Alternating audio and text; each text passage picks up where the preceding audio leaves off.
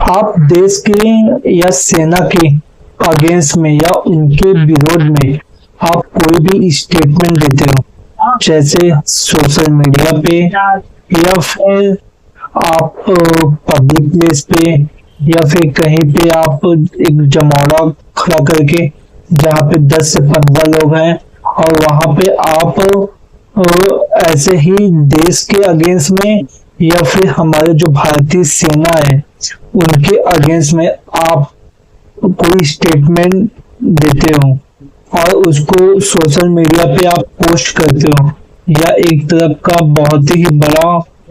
Crime consider किया जाएगा। जैसे हमारे इंडिया में हमें बोलने की आजादी है, जो हमारा फंडामेंटल राइट्स है। इंडियन कॉन्स्टिट्यूशन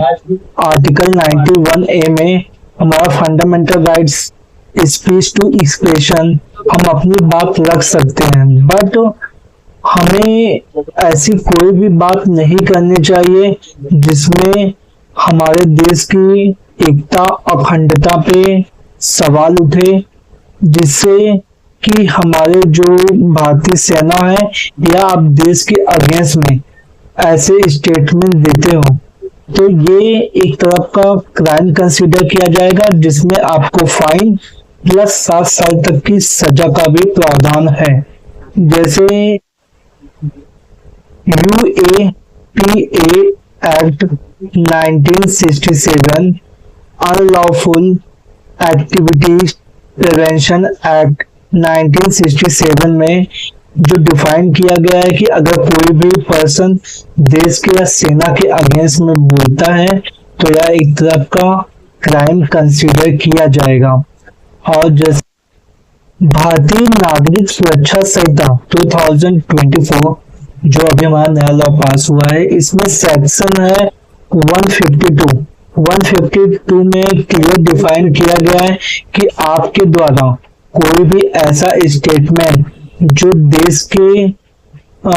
अगेंस्ट में या फिर सेना के अगेंस्ट में, जिसमें आप एकता अखंडता या देश की प्रभुता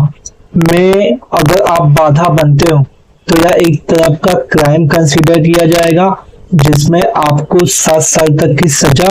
और प्लस फाइन दोनों भी भरना पड़ सकता है। Information technology act 2000 section 66F जो साइबर अटैक में डिफाइन किया गया है, अगर कोई भी पर्सन देश के अगेंस्ट में सोशल मीडिया पे पोस्ट करता है तो उस कंडीशन में आप उसका स्क्रीनशॉट लेके या ये ईमेल आईडी पे आप पोस्ट कर सकते हो, जिसपे उनको ऊपर कार्रवाई हो सकती है। वो ईमेल आईडी है info.ina@government.in, जिसपे आप पोस्ट कर सकते हो। साथ ही साथ आप उसके अगेंस्ट में कंप्लेंट भी कर सकते हो। साथ ही जो ये साइबर अटैक होते हैं, जैसे हमारे इंडियन आर्मी या फिर हमारे देश के कोई सरकारी विभाग में कोई इंपॉर्टेंट डॉक्यूमेंट्स जैसे लीक होते हैं,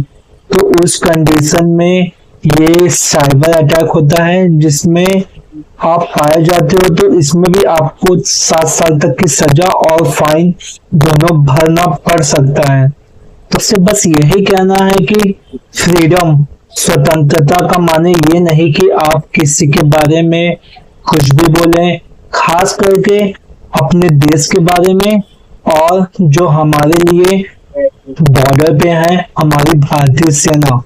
तो अगर आप इनके बारे में कुछ भी बोलते हैं तो आपको बहुत ही सोच समझकर बोलना चाहिए, क्योंकि हमारे हित में और आपके हित में यही होगा। सबसे ऊपर हमारा भारत देश है। जय हिंद, जय भारत, वंदे मातरम। Thank you so much.